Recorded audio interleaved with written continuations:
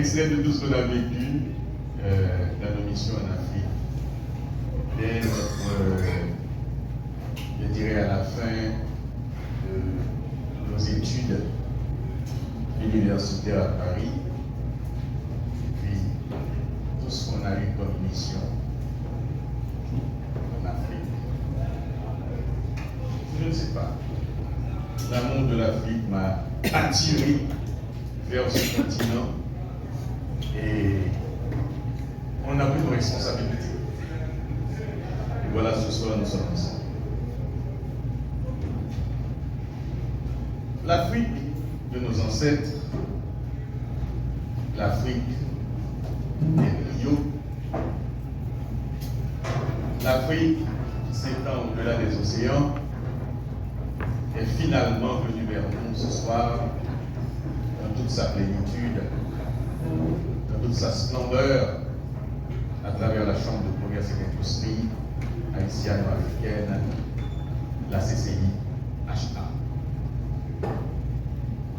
Regardez ce parterre d'invités, venus vers nous pour célébrer ce grand jour, avec nous le jour de l'unification d'Haïti avec son alma mater. L'Afrique qui a mené avec dextérité, avec la dextérité d'un chef digne de ce nom, la bataille de Blood River que vous connaissez. J'ai découvert aussi les traces de Lucie, l'ancêtre de l'humanité. Ma visite à Addis Abeba m'a convaincu qu'un pays peut renaître de ses cendres avec la volonté des dirigeants patriotes et conséquents. La nouvelle Éthiopie n'est pas celle du We Are the World, We Are the Children, où il y avait beaucoup de familles à cette époque en 1980. Haïti peut encore briller dans l'histoire de l'humanité avec des dirigeants patriotes qui pensent pays.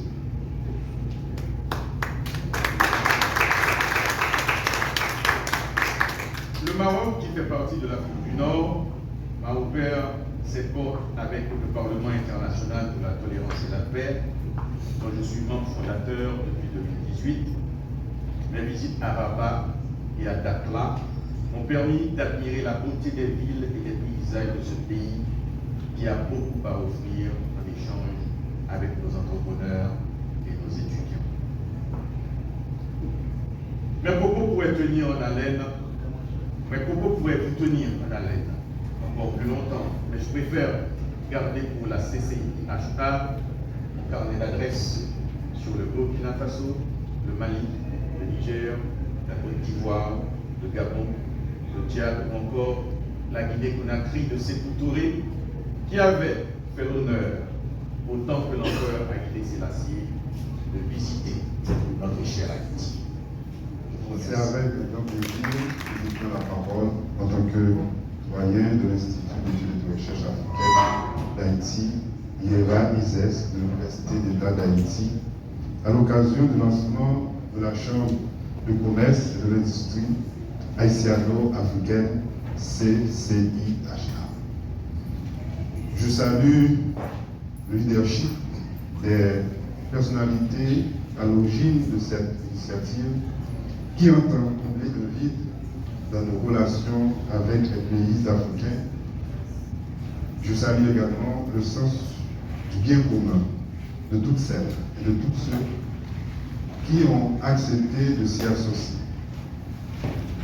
Les coopérations globales entre Haïti et l'Afrique étant, si l'Haïtien, quel que soit son statut social ou économique, ne s'est jamais douté de son origine culturelle africaine, le côté scientifique, diplomatique ou économique l'interpellait moins en pensant à l'Afrique. Le projet de Léopold Sédar Senghor de créer un institut visant à maintenir le lien entre l'Afrique et Haïti, et qui sert de recherche scientifique qui a amené d'Haïti, où je dirige, de faire partie intégrante de ce projet. Je remercie Madame Nathalie Ouakam Cyprien et Maître Grace Cyprien d'avoir pensé à nous y associer. Par ce geste, de nouvelles perspectives de formation et de recherche s'ouvrent à nos étudiants sur l'Afrique et ses liens avec la Caraïbe. C'est aussi une porte ouverte aux entrepreneurs pour mieux comprendre les opportunités que présente l'Afrique en termes d'investissement. Nous savons que les choses ne seront pas faciles, mais comme le dit si bien le vieux dicton créole, main en pile, chaque balle. Chers partenaires, chers compatriotes du Cameroun, du Mali, du Sénégal, du Bénin, du Burkina Faso et de toute l'Afrique en général.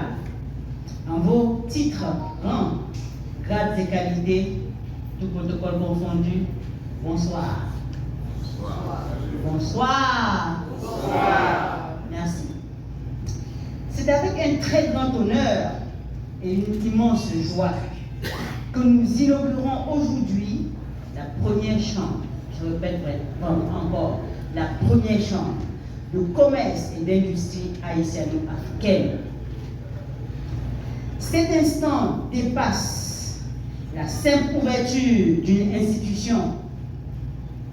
Il symbolise la naissance d'un pont économique, culturel, historique, social et stratégique entre nos nations sœurs, Haïti et l'Afrique, dans l'esprit authentique de la coopération Sud-Sud.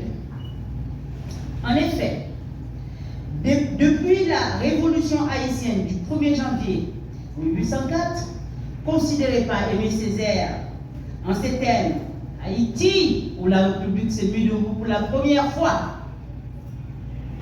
Première République noire indépendante, Haïti reconnaît son héritage africain inscrit dans ses valeurs de résistance, de résilience, de dignité et d'ouverture.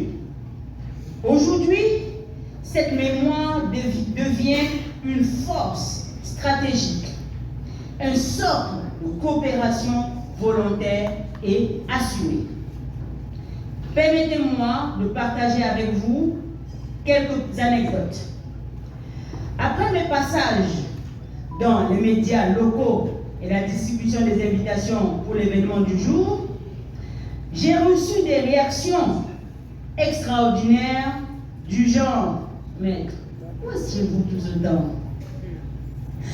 Un agronome, un agro-industriel du Cap m'appela et me dit ceci: « Mais Douaka, je n'ai jamais été invité du haut de mes 70 ans d'âge par aucune autre force réside effectivement dans notre capacité à nous lever ensemble, à surmonter les obstacles et à célébrer nos réussites collectives. Haïti et l'Afrique ne doivent pas être spectateurs de cette mondialisation qui les a sans cesse gardés éloignés, mais devenir des architectes d'un avenir prospère, inclusif et durable. Ne dit-on pas de nos jours que l'avenir de l'humanité se trouve en Afrique avec ses 1,3 milliard d'habitants? Le pont est construit. Nous exaltons donc nos ancêtres angélisés, nous en avons beaucoup, Christophe, Dessalines, et j'en passe, et ceux du Cameroun. Bon, Mambo Betty, qui encore, il y en a tellement que mon esprit s'embrouille. Je pense qu'ils sont en moi en ce moment.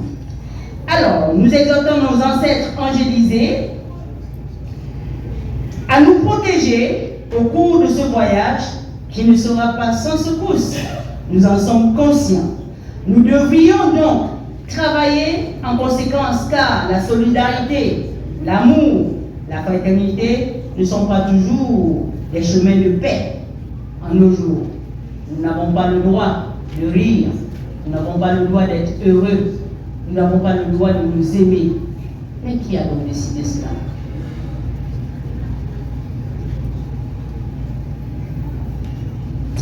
En ce qui nous concerne, nous devons de penser grand et d'oser plus fort. Pour finir, cette inauguration est un commencement un appel à bâtir des ponts durables, à faire de notre solidarité une force économique et à écrire ensemble une nouvelle page de l'histoire du Sud global. Ensemble, avançons avec fierté, vision et détermination pour réaliser de grandes choses ensemble.